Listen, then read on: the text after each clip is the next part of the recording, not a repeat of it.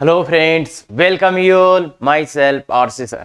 आज अपन देखने वाले हैं कोऑर्डिनेट ज्योमेट्री का लास्ट लेक्चर। और अगर आप ये देख रहे हैं तो कहीं ना कहीं आप इस कोऑर्डिनेट ज्योमेट्री से परेशान रहे होंगे, या जो भी सिचुएशन आपका रहा होगा उसके हिसाब से आपको ये लेक्चर्स देखने पड़े या इनका हेल्प लेना पड़ा आपको, तो कहीं आप परेशान रहे होंगे। तो अगर आपको इन लेक्चर से हेल्प हुआ तो अब एक रेस्पॉन्सिबिलिटी आपका भी बनता है कि ऐसे लेक्चर्स का बाकी जो स्टूडेंट्स हैं उनको भी हेल्प हो, कि ये लेक्चर बाकी जो यूट्यूब लेक्चर्स है उनसे अलग कैटेगरी के बनाए गए और अलग टाइप के स्टूडेंट्स के लिए बनाए गए, कि ऐसे स्टूडेंट्स जो मेहनत करना चाहते हैं, मेहनत कर भी रहे हैं, फिर भी नंबर नहीं आ रहे, तो ये लेक्चर्स उसके लिए बनाए गए थे। और इनका पर्पज अभी भी वही है, एग्जैक्ट वही पर्पज है। ऐसा नहीं कि 5 क्वेश्चन टप टप उठा के लो लो लो लो, ये उससे आईआईटी नहीं होता है। आईआईटी होता है वे ऑफ थिंकिंग, कि आपको क्या कंसेप्ट पता है, क्या उस कंसेप्ट का एप्लीकेशन पता है, उसके बाद में उसको आप कैसे अप्लाई करते हैं। तो ये उसके लिए बनाएंगे जो स्टूडेंट्स पढ़ना चाहते हैं, मेहनत करना चाहते हैं, नंबर फिर भी नहीं आ रहे, तो ये उनके लिए। तो अब बात यह है कि सर इनसे क्या हो जाएगा, क्या आईआईटी एडवांस वाले भी क्वेश्चन हो जाएंगे? सर मेंस वाले भी? हाँ बिल्कुल।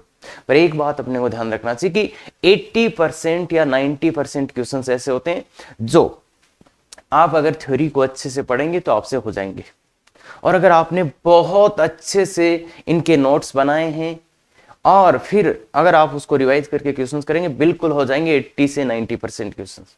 और जो 10 से 20% क्वेश्चंस होते हैं वो ऐसे होते हैं कि फर्स्ट टाइम में आपसे नहीं होंगे वो, चाहे आपको मैं कितना ही कुछ भी बता दूं क्लास में, जब तक कि वो एग्जैक्ट क्वेश्चन ही मैं ना करा दूं। क्या बोला मैंने?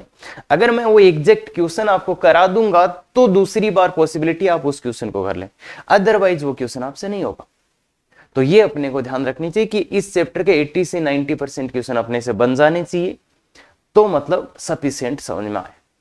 और आईआईटी तो ऐसा खेल है, 100% किसके आते हैं, पर फिर भी मैं बोल रहा हूं 80 से 90% क्वेश्चन तो इसके हो ही जाएंगे, अगर आपने इन वीडियोज को बहुत अच्छे से देखा है तो। और अगर अभी आप शुरू में ये लेक्चर देख रहे हो, पहले नहीं देखें तो भाई ध्यान से देखो। इन लेक्चर्स का जो एक पर्पज है वो बहुत ही अच्छे से डिफाइन है, कि बच्चे जो मेहनत करना चाहते हैं कि हमें कुछ मिले तो उसके लिए है। तो अगर आपने इनका हेल्प लिया है और आपको अच्छा लगा है तो आप बिल्कुल दूसरे बच्चों के साथ शेयर कर सकते हैं। चैनल को सब्सक्राइब तो आपने कर ही रखा है, अपने फ्रेंड को भी बोलें, वहां से भी आप सब्सक्राइब करा सकते हैं, तो थोड़ा और एनर्जी आएगा सर में, और अच्छे वीडियोज बना पाएंगे, क्योंकि यही एक मोटिवेशन होता है, और तो कुछ ऐसा है नहीं, आपको सब पता है। तो बिल्कुल, तो ये आप काम कर सकते हैं। और दूसरा कि आपका देखो कुछ नहीं जा रहा, हो सकता है किसी का बहुत अच्छा बेनिफिट मिल जाए इससे, पर आपको क्या। तो अगर आपने इसका बेनिफिट लिया है, आपको अच्छे लगते हैं, तो बिल्कुल शेयर सब्सक्राइब आप करें, उसके लिए बहुत बहुत धन्यवाद आपका। तो चलिए आज का लेक्चर, लास्ट लेक्चर शुरू करते हैं। तो और देखिए ये सीरीज का जो स्टार्टिंग पॉइंट था उसको मैं याद दिला देता हूं। पूरी कोऑर्डिनेट ज्योमेट्री में मैंने बोला था कि कम से कम फॉर्मूलों में और कम से कम टाइम में, क्या बोला था, कम से कम फॉर्मूलों में और कम से कम टाइम में आप पूरा कोऑर्डिनेट ज्योमेट्री कर पाएंगे। ये अपना यहां पे एजेंडा था, और वही है। अगर आप बिल्कुल पूरा फॉलो करोगे तो आपको समझ जाओगे कि एटलीस्ट 50% फॉर्मूले ही अपन ने याद किए, बाकी सब ऐसे ही उड़ाए। और कोई एग्जैक्ट मैंने ये चीज बताई कि कैसे हैंडल करेंगे, क्वेश्चन पूरे कराएं, किस क्वेश्चन को कैसे हैंडल करना वो मैंने सिखाया विदाउट फॉर्मूले, ठीक है। तो वो ध्यान दे। तो चलिए बच्चे, बिल्कुल हाइलाइट्स फॉर ऑल हाइपरबोलाज। क्या बोला मैंने? ऑल हाइपरबोलाज। और ये हाईलाइट तो ऐसा हो गया कि ये तो सबके लिए ही है। तो देखो मैंने भी यहां पे कर दिया है फॉर ऑल कोनिक। पहला पैराबोला के लिए ये था, इलिप्स के लिए ये था, और हाइपरबोला के लिए भी यही है कि semi latus rectum. Semi latus rectum जो होता है is the harmonic motion of segments of any focal chord. तो कोई भी हो, इसका फोकल कॉर्ड जानते होंगे आप क्या होता है। अगर ये एफ है, ये पी है, ये क्यू है, तो फोकल कॉर्ड का ये क्या है, पी एफ और क्यू एफ। ये इसके सेगमेंट्स है, पी एफ और क्यू एफ। इनका हार्मोनिक मीन भी आप जानते होंगे, 2 P F into Q F equal to P F plus Q F. Proof भी कराया था मैंने, equal to semi L R, semi latest rectum. Clear है क्या? तो सीधा सीधा याद होना चाहिए, डायरेक्ट इसी पे बेस्ड क्वेश्चन आएगा। हाँ, आगे वाला, आगे वाला क्या बोल रहा है? Portion of tangent of conic.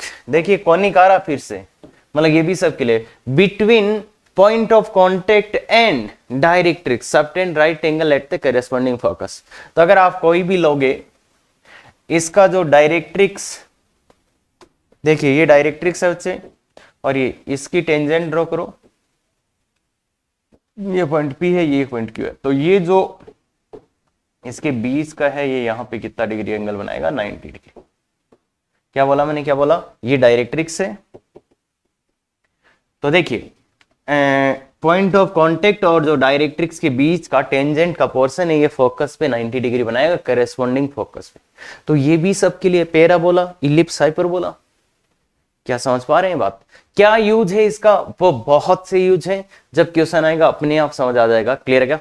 चलिए तो अगला, ये same to same parabola, ellipse, hyperbola तीनों के लिए है। तो देखिए बच्चे, foot of perpendicular, foot of perpendicular from focus on any tangent to hyperbola lie on auxiliary circle. तो मतलब किसी भी, जैसे चलो मैं बना ही देता हूं,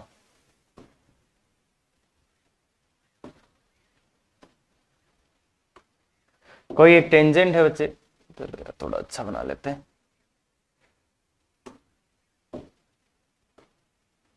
कोई एक टेंजेंट, देखिए ये है आपका हाइपरबोला, ठीक है। इसका कोई एक टेंजेंट है बच्चे, इस पे आपने यहां से फुट डाला है, परपेंडिकुलर ड्रॉ किया है, और यहां से भी परपेंडिकुलर ड्रॉ किया है। तो ये परपेंडिकुलर्स कहां रहेंगे? ये परपेंडिकुलर्स कहां रहेंगे? जो इसका ऑक्सिलरी सर्कल आएगा उसके ऊपर। तो ये इसका ऑक्सिलरी सर्कल है। मतलब अगर आप फोकस से टेंजेंट में परपेंडिकुलर डालोगे, तो वो कहां पे जाएंगे? वो जाएंगे कहां पे? Auxiliary circle. ऑक्सिलरी सर्कल जानते ना? अरे, और यही चीज पैराबोला में क्या होता है? टीएवी। पैराबोला में टेंजेंट ऑफ वर्टेक्स, और यहां पे होता है ऑक्सिलरी सर्कल। अब इसी स्टेटमेंट को बोलने के अलग अलग 3 तरीके हो सकते हैं। वो देखिए, दूसरा तरीका, locus of foot of perpendicular from focus on any tangent, locus of foot of perpendicular. मतलब ये यहां से आप इस पे डालोगे तो इसका लोकस क्या आएगा? तो मतलब ये पॉइंट हमेशा ऑक्सिलरी सर्कल पे रहेगा। दैट मींस इस फुट ऑफ परपेंडिकुलर का लोकस क्या है? Auxiliary circle. हाँ, last, circle on any focal radius as diameter. Focal radius क्या होता है बच्चे? इस पॉइंट पी को इससे ज्वाइन कर दे तो ये होता है फोकल रेडियस। अगर आप इसको डायमीटर मान के सर्कल बनाएंगे तो ये यहां से पास होगा, या ये सर्कल यहां से पास होगा। दैट मीन्स क्या है बच्चे? ये सर्कल यहां से पास होगा, मतलब इस सर्कल को टच करेगा। ये सेम टू सेम कंसेप्ट तीनों में है क्या? वहां टीएवी को टच करता था, फोकल रेडियस को या फोकल डिस्टेंस को अगर आप डाया मान के सर्कल बनाएंगे तो ये इस पॉइंट से पास होगा, क्योंकि यहां पे 90 डिग्री है, और ये इसको, इस सर्कल को टच भी करेगा। तो याद रखने का तरीका तो ये बेस्ट है। और ये तीसरा जो चौथा है, ये तो बहुत ही गजब है, कि product of perpendicular drawn from foci to any tangent of hyperbola is equal to square of semi conjugate axis. मतलब बी स्क्वायर की बात कर रहा है, मतलब स्टैंडर्ड हाइपरबोला के लिए बी स्क्वायर की बात कर रहे हैं। तो अगर ये यहां से ये परपेंडिकुलर लेंथ P1 है और ये P2 है, तो P1 P2 कितना आता है? P1 P2 बी स्क्वायर आता है। और ये वेरी वेरी इंपॉर्टेंट प्रॉपर्टी है, P1 P2 equal to B square. तो वेरी इंपॉर्टेंट है। और अगर आपको गौर से देख रहे हैं तो इलिप्स और हाइपरबोला के लिए तो ये होता है, इलिप्स और हाइपरबोला के लिए तो P1 P2 equal to B square होता है। और इसके यहां पे मैंने पैराबोला में एक और प्रॉपर्टी लिखी थी, वो याद है आपको? कोशिश करो, यहां पे क्या लिखा था मैंने? पैराबोला में मैंने यहां पे लिखा था कि जो फोकस है उसका किसी भी टेंजेंट में अगर आप इमेज लेते हो तो वो कहां जाता है, डायरेक्ट्रिक्स में। याद है, हाँ, वेरी गुड वेरी गुड। अगर आप फोकस का किसी भी अगर आप फोकस का किसी भी टेंजेंट में इमेज लेते हो तो वो डायरेक्ट्रिक्स में जाता है। तो इसके तो ये बहुत ही इंपॉर्टेंट है वो प्रॉपर्टी, और इसके लिए ये प्रॉपर्टी तो एग्जैक्ट याद होना चाहिए बच्चे। ये क्या हो पाएगा, बिल्कुल। आगे चलते हैं। ये एग्जैक्ट प्रॉपर्टी मैंने इलिप्स में पूरा एक्सप्लेन किया है। अब आपको याद करना है, आपको समझना है, जो भी करना है करो। इलिप्स में इसको मैंने पूरा अच्छी तरीके से बताया, तो यहां बताने का कोई फायदा नहीं है। Same to same, exact ditto same चीज है। क्या बात क्लियर है, बिल्कुल। आ गया, चलिए। लाइट रे passing through one focus of hyperbola after reflection passes through other focus. तो ये सेम वैसा ही है जैसा इलिप्स में था, कि अगर एक लाइट इलिप्स के एक फोकस से जाती है तो वो दूसरे फोकस से रिफ्लेक्शन के बाद जाएगी। ऐसा ही हाइपरबोला में है कि अगर कोई एक लाइट उसके एक फोकस से पास हो रही है तो ये लाइट आ रही है, ठीक है। तो रिफ्लेक्शन के बाद, अब ये रिफ्लेक्शन के बाद इधर ऐसी जाएगी, तो मतलब ये पीछे बढ़ाने पे दिखाएगा कि ये F2 से जा रही है, ठीक है क्या। तो देखिए ये एक फोकस से लाइन आ रही है, मतलब लाइट ऑफ रे आ रही है, वो रिफ्लेक्शन के बाद दूसरे फोकस से पास होती हुई दिखेगी आपको, दूसरे फोकस से पास होती हुई दिखेगी। तो यहां से आने वाली लाइट रिफ्लेक्शन के बाद दूसरे फोकस से पास होती है, ठीक है ये बात। तो ये बात है। अब ऐसा क्यों होता है कि ये रिफ्लेक्शन यहां से होगा तो यहां से पास होगी। तो उसका रीजन ये for any point P on hyperbola angle bisector of focal radii is tangent and normal. तो कहने का मतलब, अगर आप ये देखो, ये लाइन पॉइंट P है, ये PF1 और PF2, इसका जो एंगल बाइसेक्टर होगा वो क्या होगा, यहां का नॉर्मल। तो इसलिए ये अल्फा, तो ये भी अल्फा, तो इसलिए यहां से जाएगी तो यहां से आएगी। और एक दूसरा एंगल बाइसेक्टर होता है कौन, टेंजेंट। तो टेंजेंट और नॉर्मल इसके एंगल बाइसेक्टर होते हैं, इसलिए ये ऐसा होता है कि जो फोकल रेडियई है PF1 और PF2, इसका एक एंगल बाइसेक्टर ये रहा टेंजेंट है, दूसरा ये नॉर्मल है। तो यही तो रिफ्लेक्शन का क्या रूल होता है कि angle of incidence equal to angle of reflection, जानते होंगे आई थिंक। तो ये angle I equal to angle R, तो इसलिए ऐसा होता है, इसका रीजन ये है। अब इसको प्रूफ आप कर सकते हो एंगल बाइसेक्टर क्यों होता है, वो that is not the issue, ठीक है। आगे चलिए। ये जो प्रॉपर्टी आ गई ना, ये तो गजब की चीज है। ये तो confocal hyperbola and ellipse intersect orthogonally and vice versa, कि अगर कॉनफोकल मतलब क्या, फोकस सेम फोकल, दोनों की फोकस कहां होगी, सेम ही जगह। मतलब अगर इलिप्स और हाइपरबोला की फोकस एक जगह है तो वो ऑर्थोगोनली इंटरसेक्ट करेंगे, या ऑर्थोगोनली इंटरसेक्ट कर रहे हैं तो उनकी फोकाई एक ही जगह पे होंगी। इसका लॉजिक क्या है वो देखिए बच्चे, और बहुत ही इंटरेस्टिंग लॉजिक है, वेरी इंटरेस्टिंग है ना। इसका फोकस, अब इसको बना देते हैं, ठीक है। अब देखिए बच्चे, अब होता क्या है कि अगर अपन इसको ज्वाइन कर दे P पॉइंट को, इसको और इसको, ठीक है। तो अब क्या होगा, इन दोनों का जो एंगल बाइसेक्टर है वो ये है, ये दिख रहा है, ये इन दोनों का एंगल बाइसेक्टर है। तो ये देखिए हाइपरबोला के लिए टेंजेंट फॉर हाइपरबोला है, हाइपरबोला, और ये semi line normal for ellipse दिख रहा होगा आपको, इलिप्स के लिए नॉर्मल है। देखिए बच्चे, अगर आप गौर से देखेंगे ये एंगल बाइसेक्टर तो होता ही होता है इनका, जो यहाँ पे एंगल बाइसेक्टर बनेगा वो इस हाइपरबोला के लिए तो किसका काम कर रहा है, टेंजेंट का, और इलिप्स के लिए किसका काम कर रहा है, नॉर्मल का। तो अगर मैं इस इलिप्स की टेंजेंट ड्रॉ करूं तो वो इसके क्या होगा, 90 डिग्री पे। तो ये टेंजेंट ऑफ इलिप्स आ गया। क्यों आया, क्यों आया ऐसा, क्यों आया, क्यों?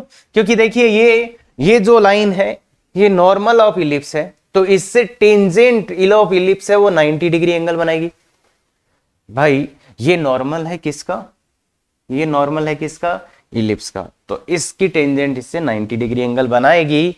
तो इसलिए ये कितना हो जाएगा, मतलब इन दोनों की टेंजेंट्स के बीच में 90 डिग्री एंगल हो गया, इसलिए जो ये इंटरसेक्ट करेंगे वो किस पे करेंगे, ऑर्थोगोनल।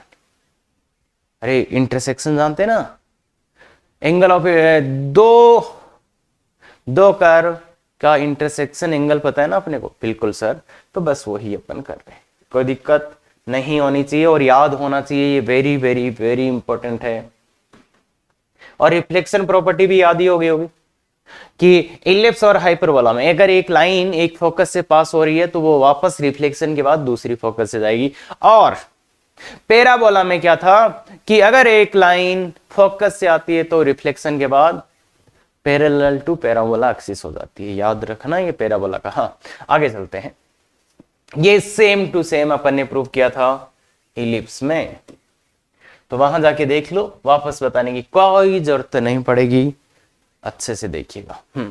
आगे चलते हैं, ये PF1 minus PF2 equal to transverse axis 2, ये जानते हैं ना बच्चे, यहाँ PF1 माइनस PF2 होता है, तो ध्यान रखना इस चीज का।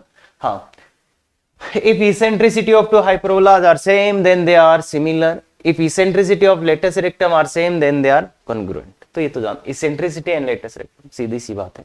हाँ, tangents at the ends of lattice rectum of hyperbola pass through corresponding foot of directrix, तो ये तो समझ में आता ही होगा।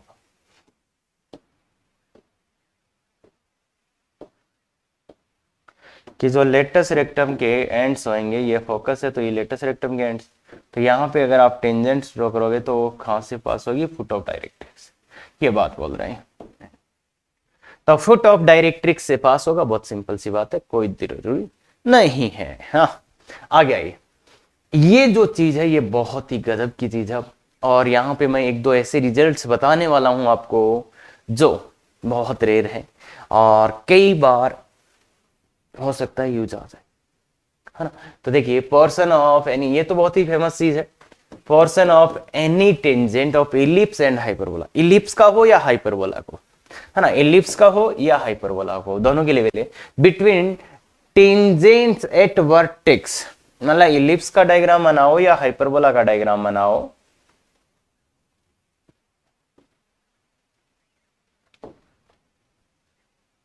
है ना। तो इसमें क्या बोला कि एनी टेंजेंट बनाओ, ठीक है। अब इस पे जो ये बनती है वर्टेक्स पे जो टेंजेंट्स बनती है, इनके जो बीच का पोर्शन रह गया ये AB, ये जो देखो ये टेंजेंट था और इसका जो पोर्शन है किसके बीच में, वर्टिसेस पे दो टेंजेंट बनाए, तो ये पोर्शन क्या होता है कि F1 और F2 पर 90 डिग्री का एंगल बनाता है। यहाँ 90 डिग्री है बच्चे, और आपकी जानकारी के लिए बता दें इस फोकस पे भी 90 डिग्री बनेगी। तो जो फोकस अपनी होंगी F1 और F2, यहाँ पे कितने डिग्री का बनेगा, 90 डिग्री। तो मतलब दो देखो वर्टिसेस पे दो टेंजेंट ड्रॉ कर ली, अब कोई भी टेंजेंट जो इन दोनों को कट करेगी, तो ये जो पोर्शन है, ये पोर्शन AB दोनों ही फोकस पे 90 डिग्री का एंगल बनाता है। सर इसका यूज कैसे आ सकता है, सर क्या यूज हो सकता है, तो वो देखिए बच्चे, अगर मैं बात करूं कि अगर मैं AB को डायमीटर लेके एक सर्कल बनाऊं तो वो यहां से भी पास होगा, यहां से भी, मतलब ऐसा ही सर्कल बनेगा क्या, ऐसा ही सर्कल कि वो F1 से भी पास होगा, F2 से भी पास होगा।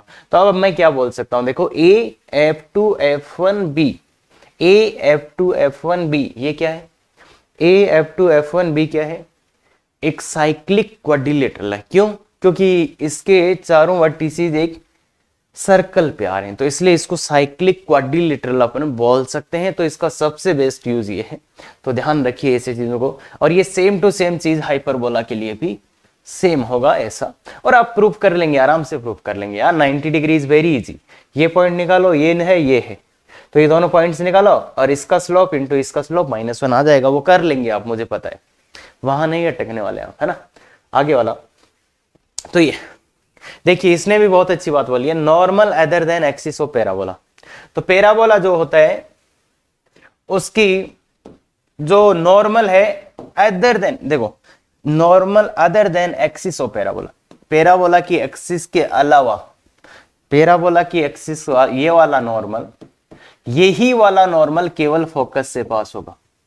इस नॉर्मल के अलावा, इस वाले नॉर्मल के अलावा कोई भी नॉर्मल इसका फोकस से पास नहीं हो सकता। ऐसा ही इसमें भी है, मेजर एक्सिस ऑफ इलिप्स, मतलब इलिप्स में जो मेजर एक्सिस होता है and transverse axis of hyperbola does not pass through focus. Normal other than, देखिए ध्यान से देखिए, नॉर्मल अदर देन दिस, मतलब axis of parabola, major axis of ellipse and transverse axis of hyperbola, ये 3 normal है। इनके अलावा कोई भी इनका नॉर्मल कहां से पास नहीं होता, फोकस से पास नहीं होता। ध्यान से सुन लो, अगर मैं पैराबोला की बात कर रहा हूं तो पैराबोला की फोकस से केवल एक ही नॉर्मल पास करेगा, कौन सा, ये एक्सिस वाला नॉर्मल। इसके अलावा कोई भी नॉर्मल इस पैराबोला की फोकस से पास नहीं होगा। क्या ये बात क्लियर है? तो ध्यान रखिएगा इसको, और हाइपरबोला का समझ में आ ही गया होगा। तो ये बात है, तो इतनी चीजें अगर आप याद रखते हो, जो कि मोर और लेस पैराबोला, इलिप्स, हाइपरबोला तीनों में सेम है, और मैंने तीनों में करवाया है, सो दैट आपको ये कॉन्फिडेंस रहे कि हाँ अरे सेम ही है। और अगर आपको लग रहा सर अरे क्या बकवास कर रहे हो सर कितनी, तो यहाँ पे एम देखो ध्यान से, मेरा एम ये है कि जितना सिंपल करके मैं आपको बता सकूं। तो मैंने 3 बार कराया है, तो अब आपको भी लग रहा होगा अरे सर अगर तीनों वीडियो ध्यान से देख लिया ना तो सब कुछ, अरे अल्लाह यही है क्या, तो इसलिए ध्यान से देखिएगा। हाँ आगे चलते हैं। ये बहुत ही गजब का क्वेश्चन है बच्चे, खुद से आपको ट्राई करना चाहिए बिल्कुल पूरा। तो देखते हैं इसको, if hyperbola and ellipse cuts orthogonally. देखो ये मैं नहीं भी दिया होता ना तो भी आपको यही आता क्या, अगर एक हाइपरबोला है और ये इलिप्स ऑर्थोगोनली कट कर रहे हैं, इसका मतलब उनकी दोनों की फोकस सेम होंगी। क्या ये बात एग्री करते हैं आप? बिल्कुल sir. And eccentricity of hyperbola is reciprocal of ellipse, then equation of hyperbola. तो देखिए बच्चे, इसने बोल दिया है दोनों का फोकस सेम है, तो इसको थोड़ा अच्छे से लिख लेते हैं, x²/4 + y² 3 = 1। सबसे पहले इसका इसेंट्रिसिटी निकाल लेते हैं, E = √1 - 3/4, तो ये तो 1/2 आ गया, तो इसका इसेंट्रिसिटी आ गया। अब जो अपना ये इलिप्स बन रहा है, देखिए ये इलिप्स ऐसे ही बनेगा ना बच्चे, ये इलिप्स, तो इसका फोकस निकालते हैं भाई, तो F1 F2 निकालिए। तो फोकस क्या होता है, ± AE, 0, ए का वैल्यू 2 तो ± 1, 0, तो ये इसका फोकस आ गया। अब यही फोकस उसे हाइपरबोला के हैं, तो हाइपरबोला भी ऐसे ही बन जाएगा फिर। तो हाइपरबोला के जो फोकस होंगे वो फोकस भी यही होंगे। तो इसलिए देखिए, अब हाइपरबोला की बात करता हूं, फॉर हाइपरबोला। तो फॉर हाइपरबोला क्या है, एक तो ई देखिए, ई क्या है, eccentricity of hyperbola is reciprocal of ellipse, ellipse वाली का रेसिप्रोकल है, तो 2 हो जाएगा। और हाइपरबोला का ऐसा है तो इक्वेशन कैसे आएगा, x² / a² - y² / b² = 1, ये इसका इक्वेशन आएगा। इसमें अपने को किसका वैल्यू निकालना बच्चे, तो अब देखिए बच्चे, यहां पे अपने को a और b का वैल्यू निकालना है। अब a और b का वैल्यू कैसे निकालें, तो इसका जो फोकस होता है वो क्या होता है, ± AE, 0, और इसका फोकस और इसका फोकस सेम है। देखो भाई है सेम फोकस ना, ऑर्थोगोनली इंटरसेक्ट करते हैं तो इसका फोकस सेम होगा, तो ये और ये सेम होगा, दैट मींस AE = 1। देखो इसको और इसको कंपेयर करो, AE = 1, ए का वैल्यू इसके लिए 2 है, तो A × 2 = 1, तो A = 1/2, A = 1/2, A = 1/2 आया।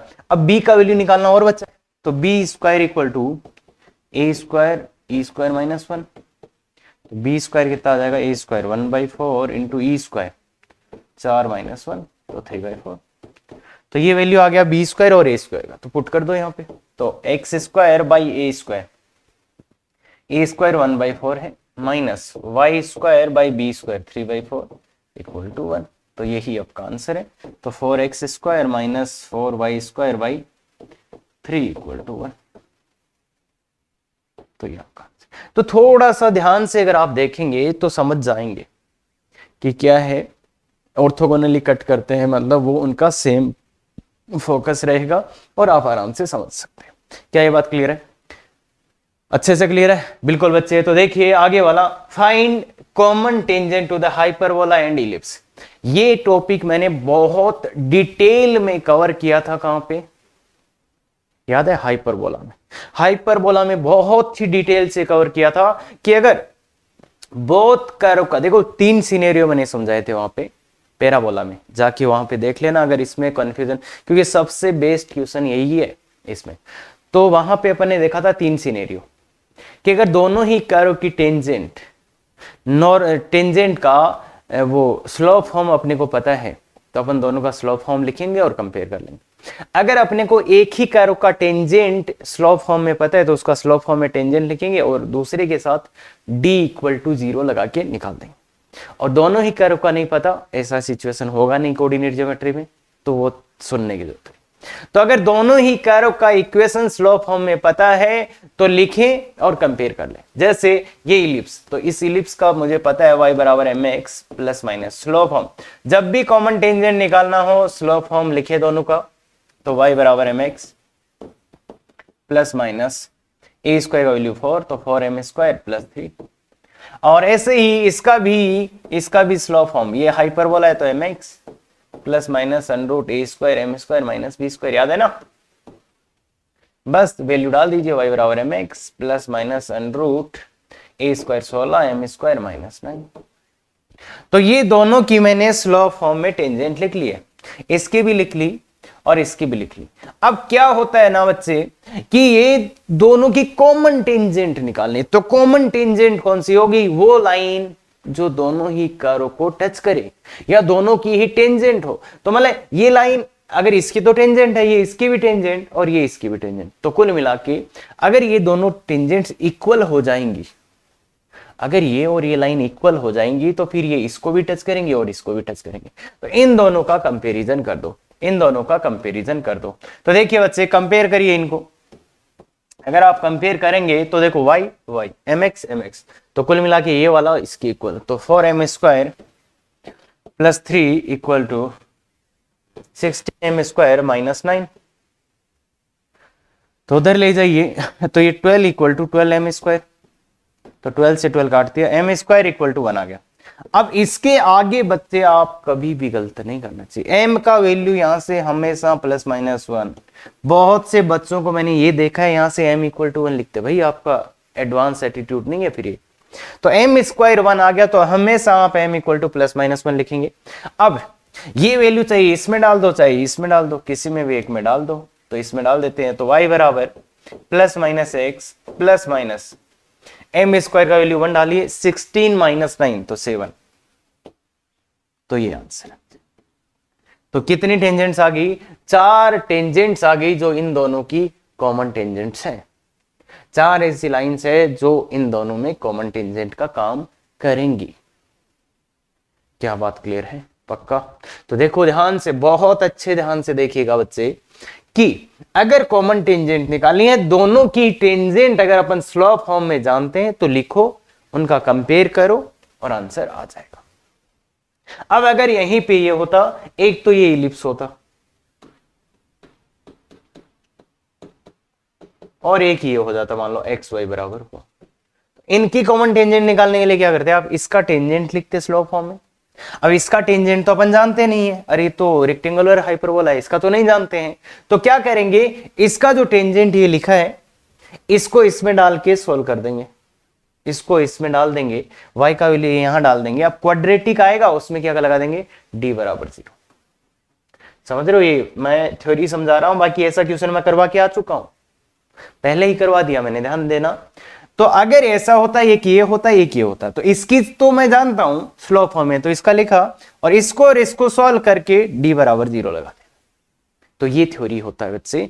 पैराबोला वाला लेक्चर आपको देखना चाहिए, बहुत गजब का। हाँ, अब है find angle between curves this and this. तो बच्चे ये यहां अपन नहीं करते हैं यूजुअली, पर कई बार बच्चे परेशान होते हैं, तो इसलिए मैं ये 2 क्वेश्चंस करा रहा हूं। बेसिकली ये क्वेश्चंस एओडी में अपन करते हैं, पर यहां पे अब देख ही लेते हैं अगर भाई परेशानी हो रहे हैं बच्चे तो देखिए बच्चे, इस कर्व और इस कर्व के बीच का एंगल, तो अगर आप देखेंगे 2 कर्व के बीच का एंगल, वैसे तो बताया था मैंने, जो उनकी टेंजेंट्स होगी उसके बीच का एंगल होता है। 2 कर्व के बीच का एंगल मतलब उनकी टेंजेंट के बीच का एंगल, और वो भी कहां पे, इंटरसेक्शन। तो देखो अगर जो इंटरसेक्शन पॉइंट होता है वहां पे मान, अब इंटरसेक्शन पॉइंट या तो आप इन दोनों कर्व से निकालेंगे, पर अगर आपको लग रहा है कि इंटरसेक्शन पॉइंट निकालने में टाइम लगेगा, अरे ये तो बहुत बड़ी बात बता रहा हूं, अपने को जो कर्व के बीच में एंगल होता है वो क्या होता है, उनके इंटरसेक्शन पॉइंट पे टेंजेंट्स के बीच का एंगल होता है। तो इसलिए सबसे पहले इंटरसेक्शन पॉइंट तो लाना ही पड़ेगा। तो इंटरसेक्शन पॉइंट अगर जल्दी से आ रहा है तो ले आओ, और नहीं आ रहा है तो मान लो यहां पे जल्दी से नहीं आने वाला, इसलिए मैं लेट कर लेता हूं, ये इंटरसेक्शन पॉइंट है x1 y1। तो अगर आप इंटरसेक्शन पॉइंट नहीं निकाल पा रहे हैं सिंपली, तो हो सकता है उसको निकाले बिना ही अपना काम चल जाए। तो इसलिए मैंने ये लेट कर लिया कि इंटरसेक्शन ये दोनों कर्व कर रहे हैं x1 y1 पे। अब मुझे निकालना है इनके बीच का एंगल, तो इनके बीच का एंगल मतलब इन दोनों की टेंजेंट्स के बीच का एंगल। तो एंगल बिटवीन टेंजेंट्स अपने को निकालना है, बिटवीन टेंजेंट्स। अब टेंजेंट्स के बीच का एंगल निकालना है, दैट मींस वो तो 2 लाइंस के बीच का एंगल हो गया। तो लाइन के बीच का एंगल हो गया, तो वो तो m1 m2 से निकलता है। कैसे, tan theta equal to m1 minus m2 upon 1 plus m1 m2। तो मतलब अपने को किस पे फोकस करना चाहिए, m1 m2 पे। तो अब टेंजेंट की स्लोप देखिए बच्चे, टेंजेंट की स्लोप, जो टेंजेंट की स्लोप होती है वो क्या होती है, dy बाई dx। ध्यान रहिएगा, टेंजेंट की स्लोप dy बाई dx से अपन निकाल सकते हैं, 12th का कंसेप्ट है, पर अगर जरूरत ही पड़ा तो लगा सकते हो। बाकी तुम सोच रहे हो dy बाई dx से हम सब कुछ कर लेंगे, तो वो नहीं होगा। तो इसलिए ध्यान दें, टेंजेंट की जो स्लोप है वो dy बाई dx से भी निकाला जा सकता है। तो इस कर्व के लिए निकालिए, इसका differentiate with respect to x। अब किसी को इसमें दिक्कत हो सकता है, तो 11th वाले बच्चे इसको ना देखें तो भी चलेगा। Differentiate with respect to x, इस पूरे को डिफरेंशिएट, तो x को सेम रखा, y का differentiation dy by dx, plus x का डिफरेंशिएट करा 1 इंटू y को सेम रखा इक्वल टू 0। तो यहां से dy बाई dx का वैल्यू कितना आ रहा है, माइनस का y बाई x। और m1 क्या होता है, जो स्लोप होगा वो इस पॉइंट पे, तो यहां पे वो पॉइंट लिख दीजिए, तो माइनस का y1 बाई x1, माइनस का y1 बाई x1, ये स्लोप आ गया। और इसके बाद इसका भी निकालते हैं, तो इसका भी differentiate with respect to x, x के रेस्पेक्ट में, तो 2x dx minus 2y dy by dx equal to 0। 2x, अच्छा ये क्या कर दिया, x स्क्वायर का तो 2x और y स्क्वायर का 2y dy बाई dx, तो x के रेस्पेक्ट में डिफरेंशिएट किया है, तो देखो dy बाई dx का वैल्यू कितना आ रहा है, x बाई y। तो अब m2 क्या आ जाएगा, स्लोप, जो टेंजेंट का स्लोप है वो इस पॉइंट पे क्या आ जाएगा, x1 बाई y। पॉइंट डाल दो, तो ये आ गया। तो ध्यान से देखिए, दोनों टेंजेंट्स का स्लोप आ गया। अब उनके बीच में एंगल चाहिए, तो अगर आपको एंगल चाहिए उनके बीच में, तो आपको दिख रहा होगा m1 m2 माइनस 1 दिख रहा है क्या बच्चे, m1 इंटू m2 माइनस 1, देखो देखते ही दिख जाएगा। और यहां नहीं दिखेगा, तो आप जब ये वैल्यूज उठा के इस फॉर्मूले में डालेंगे, ये वैल्यूज उठा के इस फॉर्मूले में डालेंगे, तो आपको अपने आप दिख जाएगा कि नीचे वाला 0 हो जाएगा। तो मतलब नीचे वाला 0 मतलब थीटा इक्वल टू 90 डिग्री। तो इन दोनों ही कर्व के बीच में एंगल कितना है, 90 डिग्री। मतलब ये कैसे कर्व है, ऑर्थोगोनल। देखिए बच्चे, m1 इंटू m2 का वैल्यू आ रहा है -1, दैट मीन्स इनके बीच में एंगल हो गया 90 डिग्री। तो इनके बीच में कितना डिग्री आ रहा है, 90 डिग्री। तो ये दोनों कर्व कैसे इंटरसेक्ट कर रहे हैं, ऑर्थोगोनली इंटरसेक्ट कर रहे हैं। तो ये जो थ्योरी मैंने बताई है वो है एंगल बिटवीन टू कर्व्स। ठीक है, आगे चलते हैं। ये कर्व है कि इसका ग्राफ बनाइए। अब इसका ग्राफ बनाना है तो एक तो मैं कोऑर्डिनेट ज्योमेट्री से इसको इंटरप्रेट करने की कोशिश करता हूं, और दूसरा अपन इसका बना सकते हैं एओडी का यूज करके। तो एओडी से आप इसका ग्राफ बना सकते हैं, और एक कोऑर्डिनेट ज्योमेट्री से। कि कोऑर्डिनेट ज्योमेट्री से कैसे करेंगे, तो पहले मैं ये दिखाता हूं। तो क्रॉस मल्टीप्लाई कर दो, 3xy minus 4y equal to 2x minus 7। इधर करिए तो ये है बच्चे 3xy minus 4y minus 2x equal to minus का 7। तो यहां से कॉमन लीजिए, यहां से कॉमन क्या आ रहा है, y कॉमन आ रहा है 3x माइनस 4। तो अब इसका मैं फैक्टराइजेशन करने की कोशिश कर रहा हूं, फैक्टराइजेशन करने की कोशिश करता हूं तो y कॉमन लिया 3x माइनस 4। अब अगर आप ध्यान से देखेंगे तो यहां पे आपको बनाना पड़ेगा तो माइनस का 2 इधर, और x तो है पर मैं यहां पे क्या कर देता हूं बाई 3 और 3, मतलब यहां पे 3, मतलब मैंने इसी को ऐसा लिखा है। देखिए इसी चीज को मॉडिफाई करके ये लिखा जा सकता है क्या, देखिए इससे 3 से 3 कैंसिल हो जाएगा और माइनस 2x आ गया। अब मैं चाहता हूं कि ये क्या बन जाए, ये सही बन जाए, सो दैट कॉमन आए।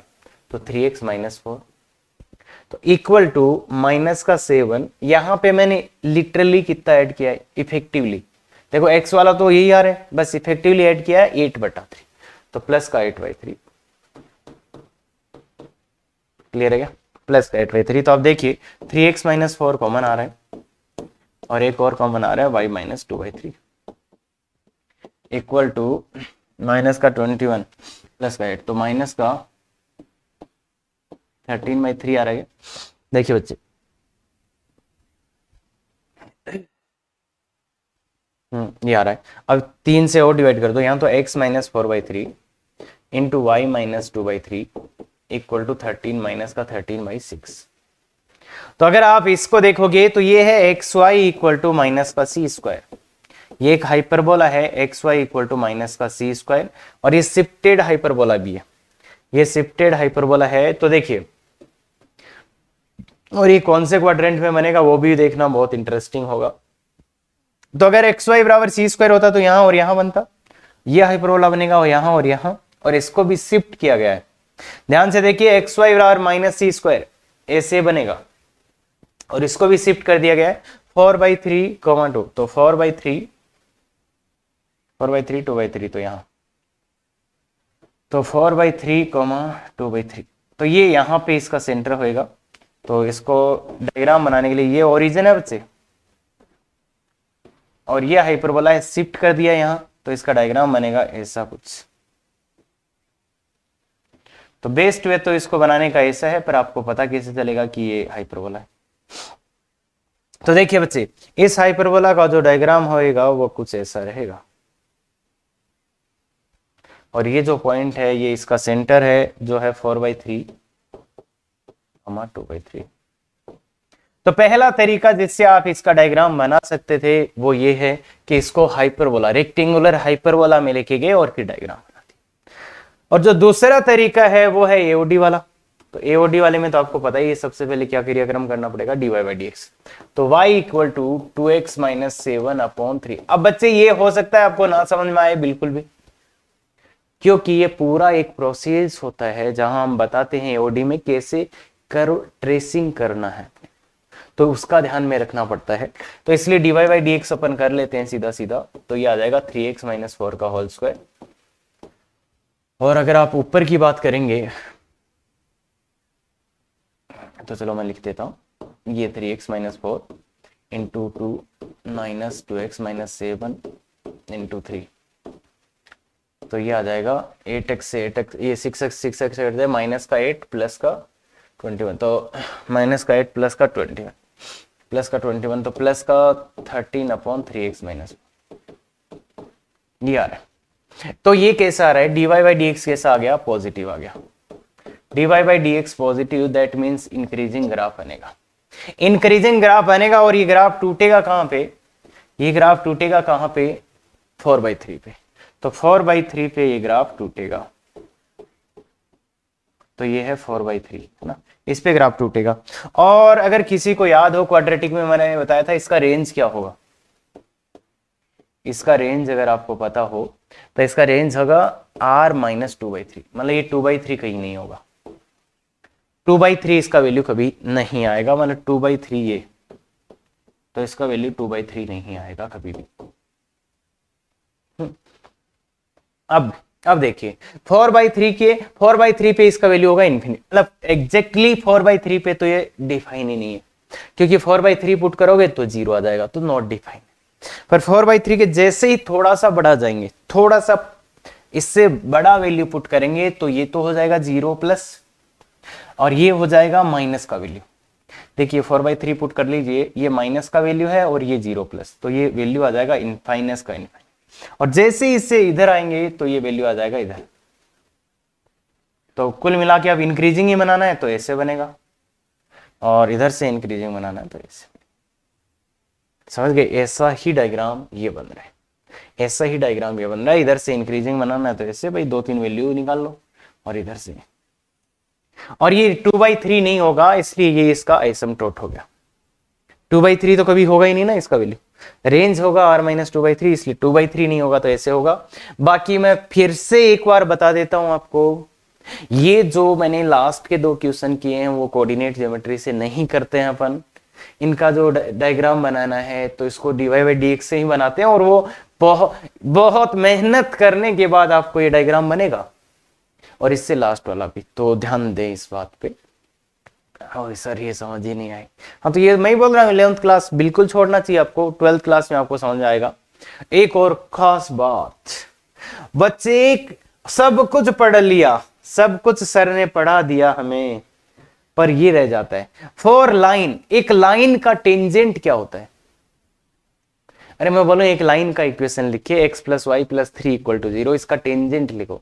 तो टेंजेंट क्या होता है लाइन के लिए? वो लाइन इटसेल्फ, है ना, लाइन इटसेल्फ। तो लाइन का टेंजेंट क्या होता है? लाइन खुद ही होता है, ध्यान रखना। और लाइन का नॉर्मल क्या होता है? Normal is perpendicular. तो मतलब एक लाइन है, उसका नॉर्मल क्या होता है? तो उसके परपेंडिकुलर लाइन। तो ध्यान रखना भाई, ये गलती से या पता नहीं इंटेंसली क्वेश्चन आया था जेईई मेंस में, जिसमें उसने क्या बोला था, एक पेयर ऑफ लाइन दिया था, उसका ही नॉर्मल पूछ लिया। तो ध्यान दें, लाइन के लिए भी नॉर्मल और टेंजेंट होते हैं। ये लास्ट था, तो ये अपना डीपीपी है, अच्छे से करिए, आंसर की सब कुछ है। अगर देखो आपने इन लेक्चर से कुछ सीखा है तो बिल्कुल बच्चे आपको भी शेयर सब्सक्राइब करना चाहिए, सो दैट बाकी लोग भी बताएं, और आपको पूरा कोऑर्डिनेट ज्योमेट्री पढ़ के कैसा लगे वो कमेंट करके जरूर बताएं। Thank you very much. Effective तैयारी करो।